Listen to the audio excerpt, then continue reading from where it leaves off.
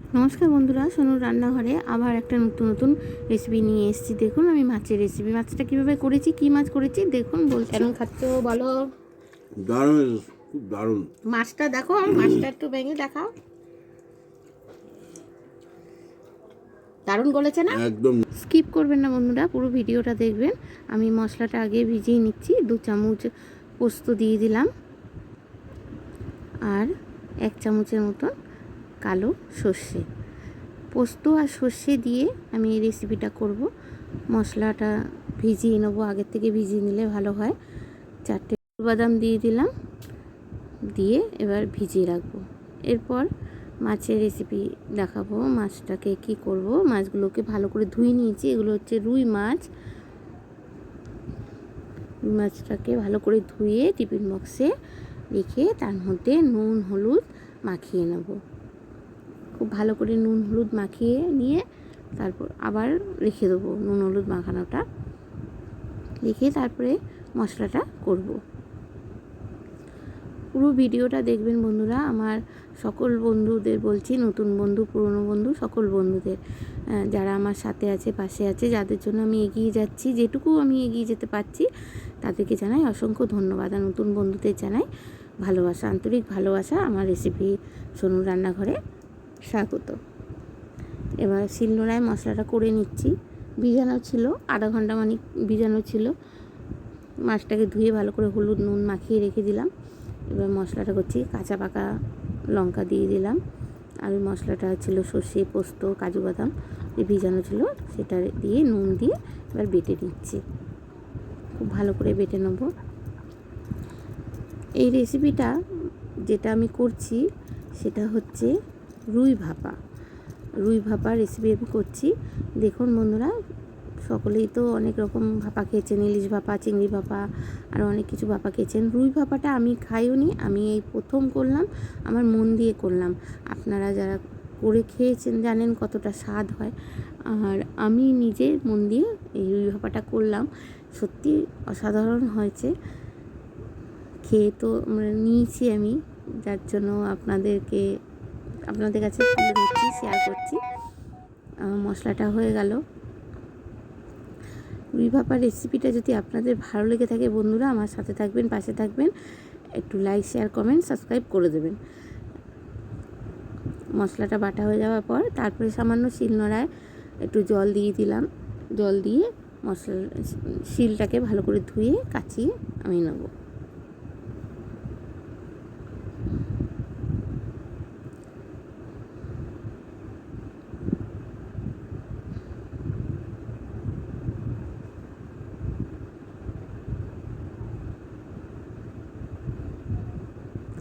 কাচিয়ে নিয়ে নিলাম, বাটিতে তুলে নিচ্ছি। তারপর আমি রেসিপিটা দেখাচ্ছি কিভাবে কীরকম করেছি। ওনারা দেখবেন, পুরোটাই দেখবেন কিন্তু। আর এর মধ্যে বাটা মশলার মধ্যে আমি মিশিয়ে নেব। নুন নিলাম, হলুদ নিলাম, হলুদ গুঁড়ো, এটা একটু টক দইটা ভালো করে ফেটিয়ে নিয়েছি, আমার ঘরে পাতা টক দই। লঙ্কা গুঁড়ো দিয়ে দিচ্ছি, ঝাল লঙ্কা গুঁড়ো,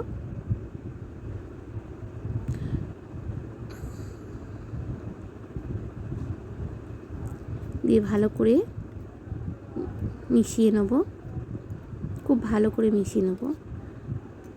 পুরোটাই দেখবেন বন্ধুরা, স্কিপ করবেন না, আমি বারবার বলছি পুরোটাই দেখবেন। অসাধারণ রেসিপি, দারুণ খেতে হয়েছে, এত স্বাদ হয়েছে না, গরম ভাতে জমিয়ে খাবেন। হয়ে গেছে মিশানো। এরপর মাছের মধ্যে আমি ঢেলে দিলাম সব মশলাগুলো। এবার চামচের সাহায্যে পুরো মাছের মধ্যে মশলাটা মাখিয়ে নেব।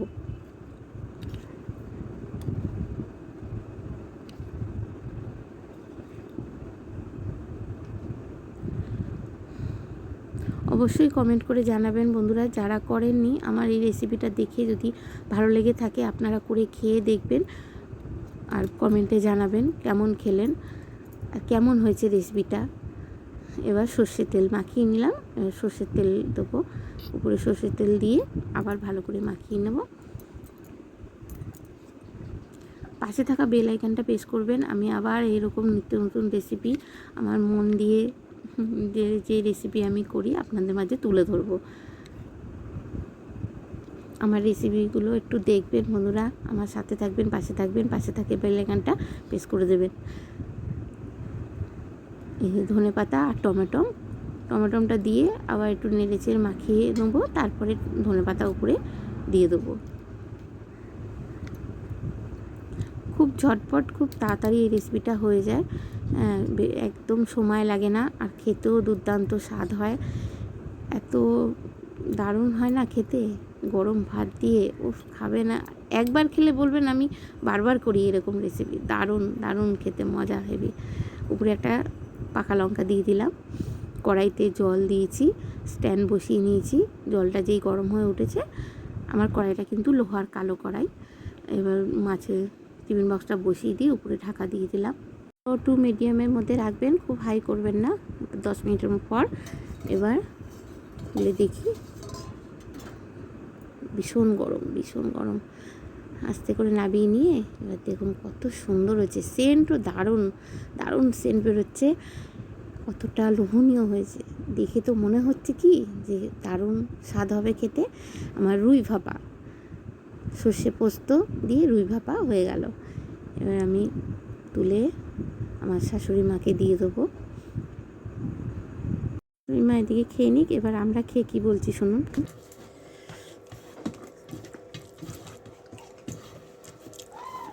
ভাই দুপুরটাও জমে গেল বলো।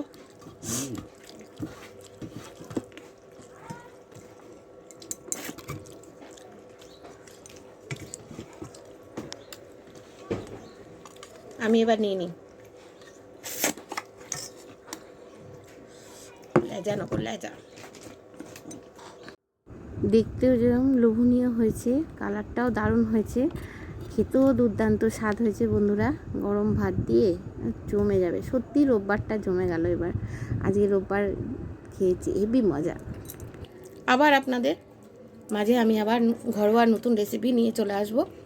এরকমই নতুন দেখতে পাবেন।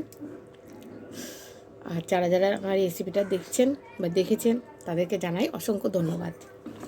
টাটা।